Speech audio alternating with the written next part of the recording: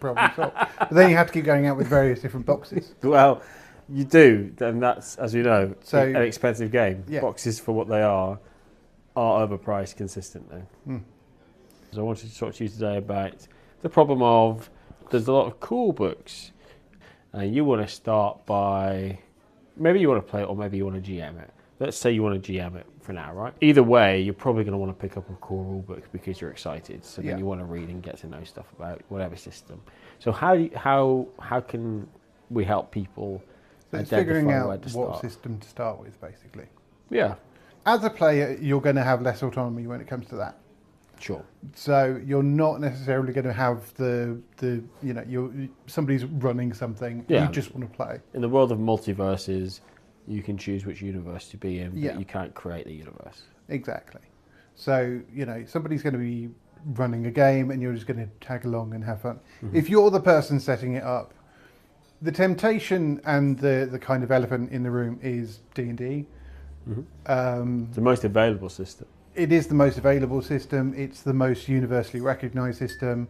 It's the system with more or less the most longevity, I think. There might be different systems that sort of did similar things Largely, beforehand. though, it's the most commercially long-term successful system, right? So D&D is going to be the go-to. I think we're both quite open about the fact that D&D isn't our favourite system. Not my vibe. Although we're both reasonable fans of fantasy and... To be honest with you, I watch D&D. Like, I watch Critical Role. I'll get so far. And when I say so far, I might get like, I really want to see the Mighty Nine again. I really like those characters. For me, that was the peak of Critical Role in their form to date. So in terms of the characters in the group and stuff.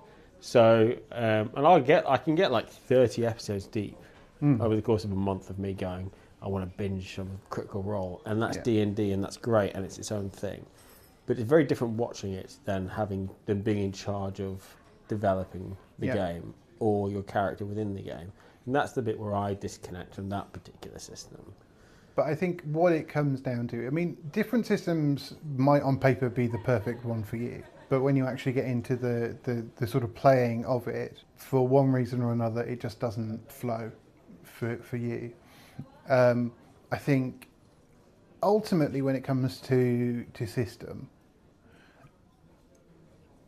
broadly speaking, we can narrow down the sort of situation into, I like to say, role play versus role play, which doesn't translate particularly well in this format. in a podcast. Yeah. But role play with an LE and role play with a double L.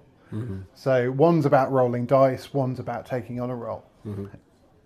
Different people and different people that you're going to encounter are going to appreciate different aspects of those things. So some people might come from like a wargaming background because it's not a huge leap. So I've done wargaming previously, like Warhammer stuff, whatever. I think you introduced to me via your wargaming and Warhammer stuff.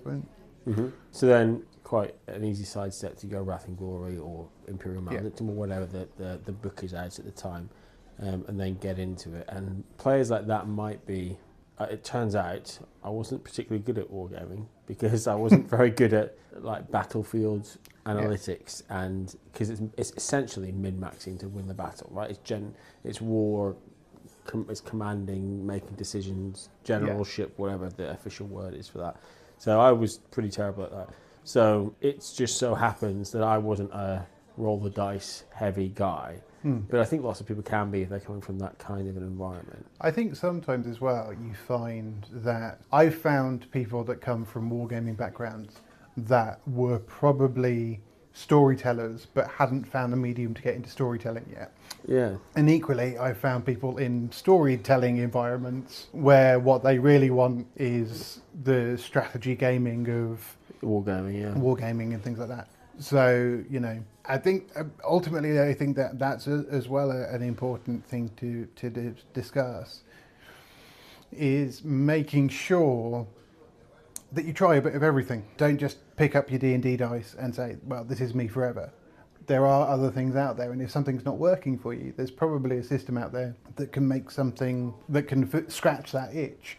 Or even, if you get really adventurous, making a system for yourself that scratches that itch. Sure. That's quite probably reasonably far down that road. Yeah, I mean... it's a good idea. Lots of people do it to varying degrees of success.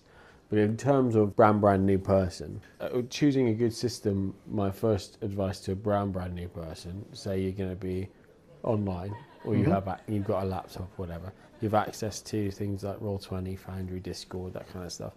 There's loads of games out there which are like one-shots or close to one-shots with different systems.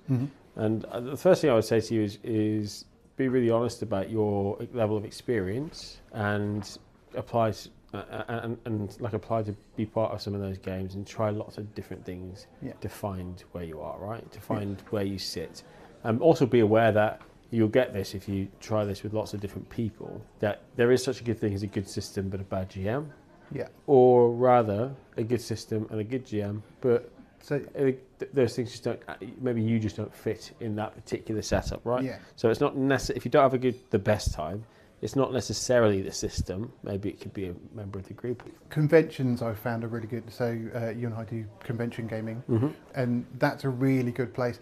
Obviously, somewhere like Contingency, which is the one that we go to in January's, that's a residential travel down to Hunstanton at the moment and sort of spend a whole week there. That's a bit much of an ask, but there's certainly smaller conventions, and like Dudley Bug Ball is like a weekend convention, and Comic-Con do some table testing and things like that. There's loads, yeah. And even the UK Games, if you're going for different reasons. If you can head down to like the Gaming Expo, the UK Gaming Expo and things like that, you can maybe look through the list there and get a few taster samples where you can go in.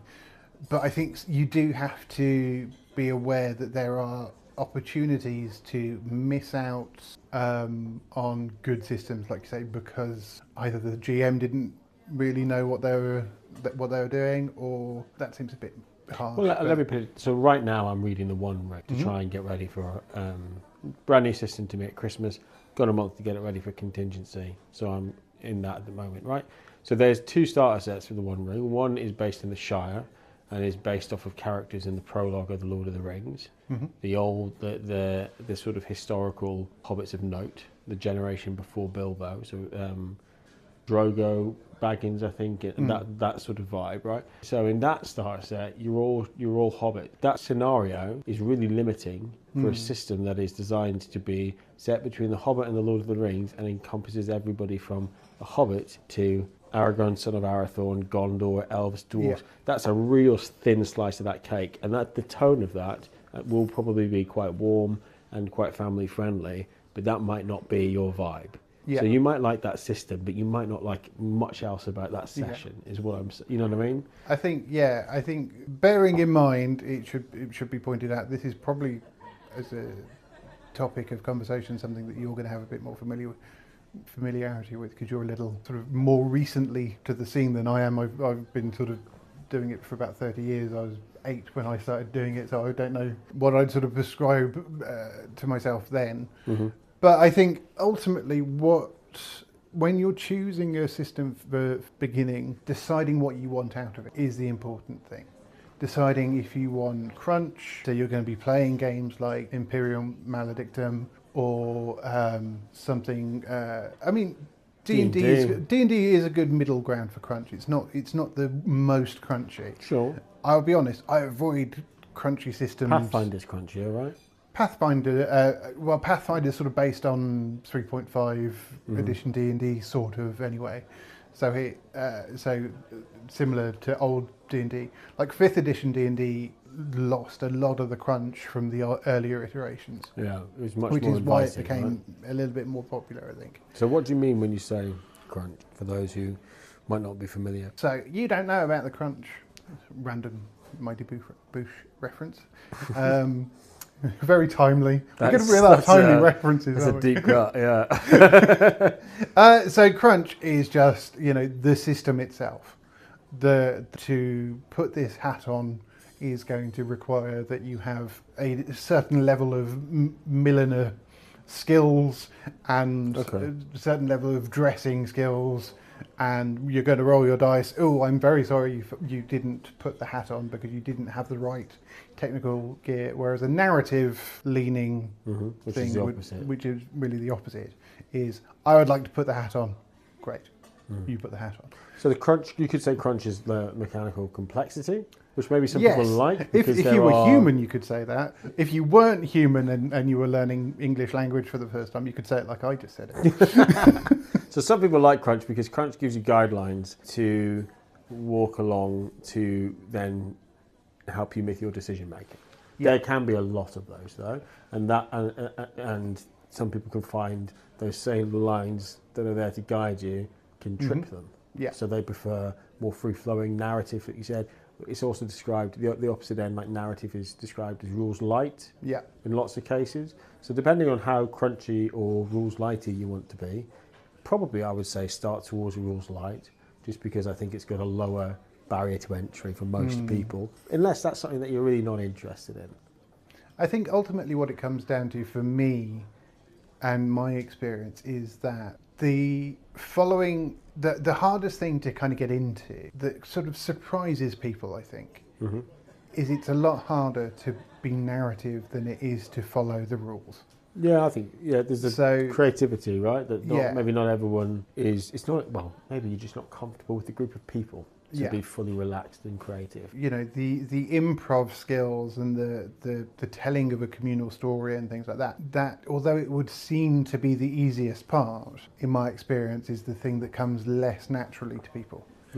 Once you've got a handle on the mathematical formula of what you're doing, the crunch becomes less of an issue. Everybody can, it's something, and some people are happy with that.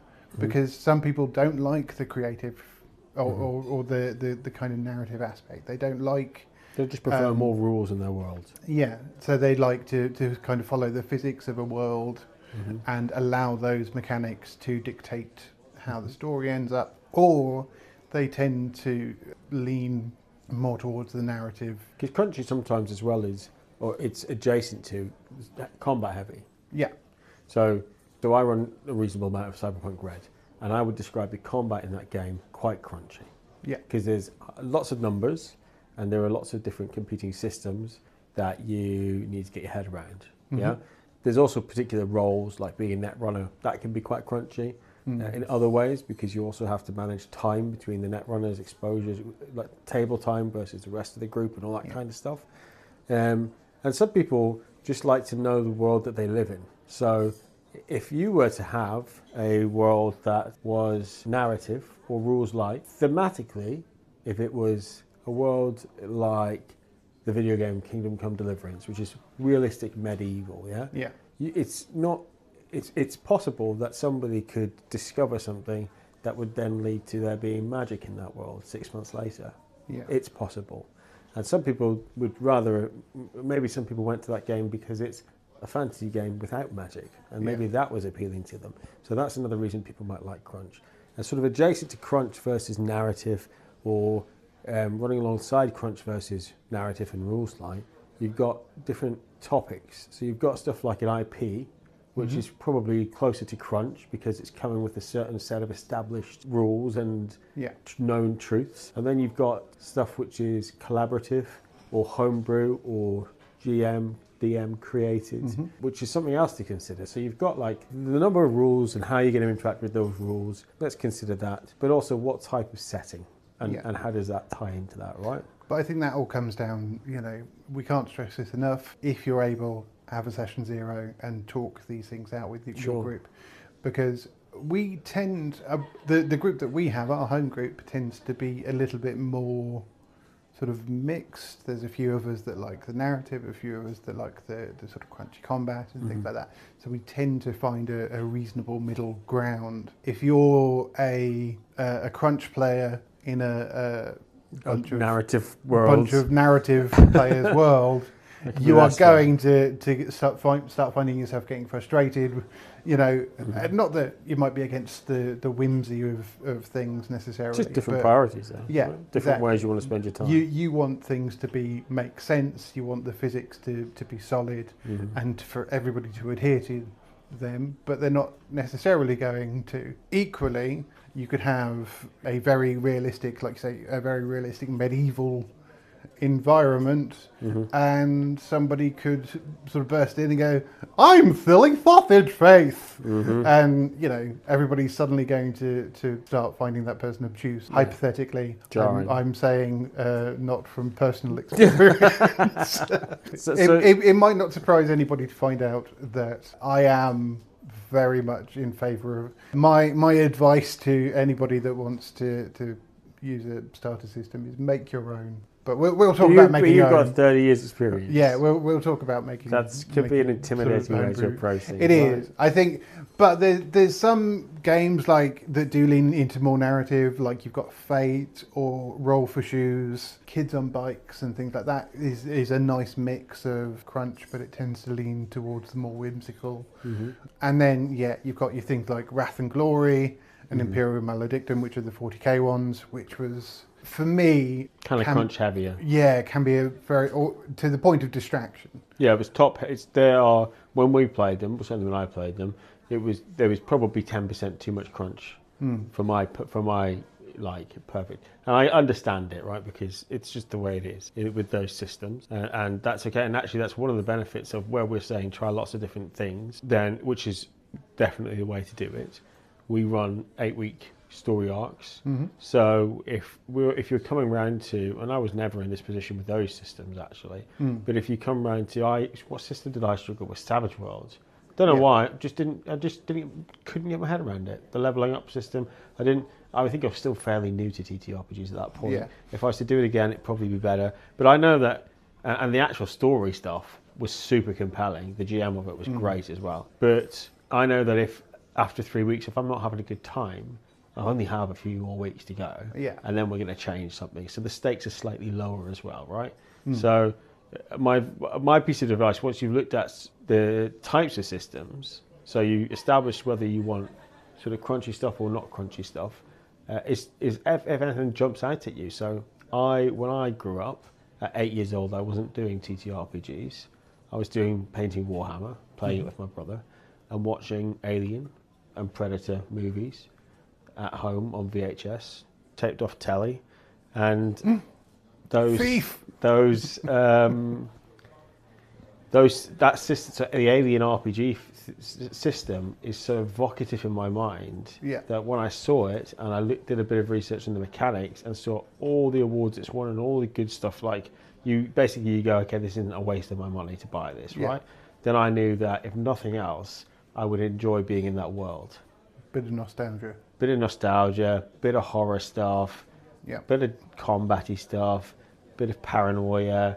So I knew that, awesome, right? That's going to be going to be a really good system for me, and I'm going to pick it up. And that's why I went to that system, because I knew that I had passion to both learn the system and then also to deliver sessions in a way that hopefully people enjoy. So basically, if you're starting out, if you know nothing about TTRPGs and the space and things like that, maybe just look at something that you're going to enjoy in its own merits. Yeah, I don't need to worry about populating rooms in Alien, because I can tell you that there are chains hanging from the ceiling with liquid dropping down them, and everybody immediately knows what that looks like. There are what did I used to call it? There are touchstones. There are moments that you can bring into which lightens the GM workload, and I can then go, okay, awesome. How does initiative work? And I can figure out initiative because I'm trying to remember all the rules, and it's session one, and there's a little bit of anxiety and nerves around making sure everybody has a good time.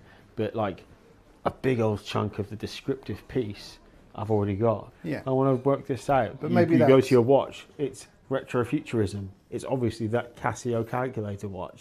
Do you know what I mean? And everyone's already bought in going, obviously it's that Casio calculator watch. But I suppose that's one thing that you can kind of focus on as well, because if you're doing a narrative heavy game, it means it's going to involve a lot of description and a lot of time as a GM describing the situation that people are in. So there's not the space to spend 5 minutes trying to figure out what superpower you're going to be using, or what, how you're going to fix the reactor and things like that. There's just not that time to do it, because you're describing a world that you're having to create in your imagination on the spot. Yeah. Whereas, like you say, in Warhammer, with Alien, although people might not be familiar with Cyberpunk Red, Star Wars, or Star Trek, Star Wars, Star Trek, but if they're not familiar with Cyberpunk Red, they might know Blade Runner.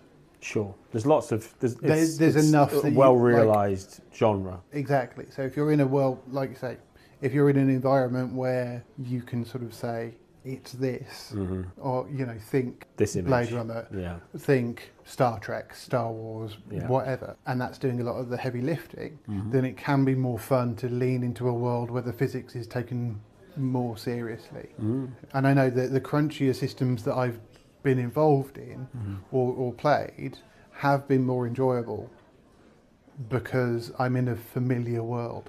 Like, I really enjoyed your Alien game, and now that I'm more familiar with the world of Warhammer, that's coming along as well. It's coming along as well, because I know what's going on there, because I've sort of got more familiar as we started playing Warhammer in our group, and obviously within that I'm also getting more used to the system itself. So and that kind of thing. So I think when you're playing a narrative heavy game, then a sort of a narrative focused system is the one that you want to go for. If you're playing something where the system is immediately familiar, or the setting is immediately familiar, then crunch might well be the way that you're going. But in regards to the initial question, I think starting system, the ultimate thing to do is ask yourself what you want out of what you're playing. If you want something narrative, then there are systems like Roll for Shoes or Fate or Kids on Bikes that are going to be very sort of grab and go. If you want something crunchy, if you want some realism, then there are things out there like your D&D, like your Imperium Maledictum, Cyberpunk and things like that, that are going to lean more in that direction. I think starting wise, you just need to know what you want, and then sort of move forward with that in the chamber, as it were. Okay. So if I was to say to you, which this is how I divide my purchases. Yeah. So I go fantasy / historical, current, and future / sci-fi. Yeah. So if I was to say to you, name a system from each of those 3 categories that you'd recommend to somebody new. So you don't know who they are, but they are newer player or newer GM friendly for whatever particular reasons. What systems? And I'm putting you on the spot, so don't expect for you to give us 6 paragraphs on each of these explaining why. But what are some systems that come to mind? For the fantasy, I would recommend D&D. Ultimately, because that's the one that, like I said, most people are going to be familiar with and most people are going to enjoy. But also you can do things like Fate. Fate, to be honest, is one of my favourite systems in general. I would highly recommend it to anybody, simply because I would recommend D&D for fantasy. Modern era is trickier simply because or near modern. So I would say Call of Cthulhu. If we can go near modern, I would say Call of Cthulhu. Yeah. Because generally speaking, even if you're not going to introduce the Eldritch horror to it, for reasons that are probably psychological, if we say modern, I tend to think more realistic. Yes. Yeah, I think that's probably accurate. That's what I'm getting at. Yeah. So for realism, and I would lean towards something like Call of Cthulhu, just from a mechanical point of view, simply because being shot is going to have significant impacts on how you exist and how you live. There's no kind of high octane cartwheels and things like that you're going to do to get around the fact that you've been ganked. Yeah, you don't. So I would say that tends to be You've also got, but then you can lean into things like Vampire Masquerade, which is a bit, and Vampire in general. I don't know what. Hunter, World of Darkness. World of Darkness. Yeah, which is its own thing, as big as D&D in terms of lore and everything. Tends to be less immediately recognisable. Yeah, I've played an actual play of it, and I really struggled to get my head around it. In terms of, because I had no experience with it. So I was trying to catch up in doing it, and people are like, you can't do that Treboriate or whatever, or it's like against the So I was really, really into Vampire Masquerade for a while as a kid, and I thought it'd be really nice to go back and do a small Vampire Masquerade campaign, and I don't think I have the level of angst required. I think there was something about David's teenage angsty phase. Yeah. It can be quite a sexualized game as well. Yes. Not maybe not overtly, but stuff like feeding without consent, prey. Like there's a couple of weird dynamics you need to make sure you iron out. There's things that sort of have come into the zeitgeist of cultural norms since. Yeah, I was a teenager. That's changed it slightly. But when my GM that I had and the group I had with it were super cool. You hear horror stories, but you hear horror stories about D&D players as well. Yeah, and like horror stories are going to be wherever you go. There is definitely a place for it, and there's definitely a really passionate community around that type of stuff. So you said D&D. So D&D, Cthulhu, Vampire Masquerade is too fantasy, I think. It's an honourable mention though. Honourable mention, yeah. And then futuristic, I think Cyberpunk works. I really like it. Mm-hmm. Imperial Maledictum works. The one thing that I would say and I'm happy for anyone to recommend something that I've struggled with futuristic is in the future. Oh, Traveller as well is obviously I've literally just written down Traveller. Yeah, so Traveller is the biggest kind of futuristic game out there. That is very crunchy. That tends to get enter with caution, right? Yeah, I think you could. They might have changed it they might have changed it in recent times, but I remember when I played, the joke was it's the one game that you can actually die in character creation in real life. I wouldn't. Well, yeah.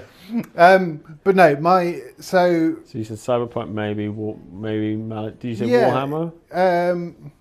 Warhammer. No, Traveller. Maybe not to begin with, but not to begin with. I think it's fairly intimidating for beginners. I also have yet to find a game that I feel manages the people and spaceship. Oh, I've got a game for you there. Oh, have you? Okay, well, we're recording. You tell me. Let me flip it, because I've been writing. But I just threw you into this, I've quickly made some notes. Okay. And I have more than one system for each, and I'm not apologising. Okay. So fantasy, I would say not D&D, only because I don't feel like I need to suggest it, because it's the monopoly of TTRPGs. But I do have experience in other fantasy games, which are sort of like different, slightly different vibes. So number one would be Shadow Dark from Arcane Library, which is like it's basically an old school RPG. It's like basic D&D. It's a bit streamlined and modernised. So the language is modernised. It's quite lethal, but then the key is not to be overly committed to your players, to your character creations, because you can literally roll a new character in less than 5 minutes, take it for what it is, and then once you survive a mission, maybe invest a little bit in terms of what that character might be doing in terms of role-playing stuff. So that's really good, and what the person, Kelsey, who wrote that does is super interesting, and quite, whether you like this or not, I don't know, but it's quite trendy, right, as a game right now, which your mileage may vary as far as that's concerned. Well, if everybody likes it, then I shan't. Yes, exactly. It's sort of like the independents rallying against D&D. It's what D&D should have been, or all of that kind of stuff. But it's not done in a bad way. It's pretty good vibes. It's good energy. The community around it are really good as well. I'd also honourably mention Dragonbane, which I've run a lot, which isn't a very big system. It's close to an old school RPG, but it emphasises loads of fun. There's lots of pre-written content out there for it, published by the publishers Free League, as well as by the community around that. I've got some stuff I've played through on my channel and stuff. So that'll be my fantasy pick. I must admit that, sorry, I was going to chime in, because Dragon Age for me... Dragonbane. Because there is a Dragon Age as well. There is a Dragon Age, which, to be fair, my brother played. I've not played it. My brother highly recommended it. The less said about what they did with the computer game, the better. Yeah, I think from what I've heard about Dragon Age, I think an understanding of the computer game and the world going into it massively improves it. So maybe those games are kind of aging out a little bit. The first two, which are the only two. So the first three are really, really good, and then they made a few decisions with the fourth one, make a different. Some people don't like. Yes, make a different version of me, not the TTRPG version. Very unhappy indeed. But less said about that, the better. But no, so Dragonbane. My takeaway from being a player with that is that it had a feeling of an older iteration of your fantasy, like your D&Ds and things like that, with a much more streamlined mechanic. I get the feeling that it could have been a lot more complicated. I think it probably if I wanted it to. Like, if I wanted it to be more complicated, it could have been. But equally, I could have just sat there, roll a d20 every now and then, and been quite chuffed. So, yeah. You should definitely look at Dragonbane, if for nothing else than the levelling up system in it. It's a really nice way to level up. It's something you do every single session, not always successfully, and your character there that way, depending on what your priorities are, you can develop your character at the end of each session to varying degrees of success. So really nice system, actually, that one. And very different from Shadow Dark, which is much more... They're both sort of crunchy, but Shadow Dark is much higher lethality. Theoretically, I died a lot in the Dragonbane game. Yeah, but yes, there is lethality in the Dragonbane game, but there's not like a gauntlet session like you have in Shadow Dark. So what about modern? How would you go with modern? So also Call of Cthulhu. There's also another system that I would quite like to look at, which is Delta Green. So one thing that I'm not super great on is history. Yeah. I have some historical knowledge, sure, but in terms of like time periods and those sort of touchstones that we spoke about earlier, I'm not great on that kind of stuff for Victorian, Georgian, Edwardian, all that kind of time, which is where a lot of Cthulhu is set. I prefer slightly more modern Cthulhu. I find it's less. So Delta Green, for those that don't know, is the sort of modern team of sort of usually leaning towards military action in still within the Call of Cthulhu universe, though. Yeah, so I'm not. The military thing doesn't really vibe me, to be honest with you. It's more the time. So that's why my number one would be Call of Cthulhu. I wouldn't mind at a convention checking out a game of Delta Green, for example, to see if it's any good. Sci-fi, futuristic. I obviously have some biases because this is where I spend most of my time. Cyberpunk Red. There's so much you can do with it. It's crunchy. There's no getting away from the fact that it's crunchy. It's maybe not the best. It's where I actually started. Yeah. So to say it's not where I would recommend to start seems kind of crazy. Yeah. But I would put it as like a second system, maybe not your first system, because I think probably you experience in playing crunchier systems is good before you come to Cyberpunk Red. Yeah. And I would also say ignore net running when you're running it for the first time. It's not worth it. You're just going to stress yourself out. And then next time round, maybe have a look at net running. Alien is super easy, does exactly what it says in the box. And the sort of stretch for me, because I'm saying far too many systems, and this isn't a system I've even looked at yet, is Mothership, which is a xeno-agnostic system. So somewhere, from my understanding, between Alien and Traveller. So Traveller being crunchy, Alien being locked to an IP, despite what the more recent cinema and TV series are trying to do with it. Mothership is, here's the setting, there's lots of different possibilities that you can do as a GM here. So the xenomorphs can look like the aliens can be anything, right? So the problems can be anything. You're just in this world. You're in a spaceship. I mean, apparently it's very good. A good agnostic system is always, for me, going to win out, I think. Simply because if you're having something like Fate is a narrative agnostic system that I think works really well. Yeah, you like Fate. And then... You like Blades in the Dark as well, don't you? Yes, which again can be a little crunchy, can be a little sort of time warpy kind of thing. So it's not going to be for everybody. But I think a good agnostic system tends to work well. There's there's GURPS and things like that, but I think I'm not familiar with a great crunchy agnostic system. Agnostic, probably not, but it's probably oxymoron. Is that the right phrase? Yeah, I think it tends to be like things tend to be crunchy because they're designed to do something specific. Precisely. So there tends to not be much in the way of that I've encountered good agnostic systems that have that crunch as well.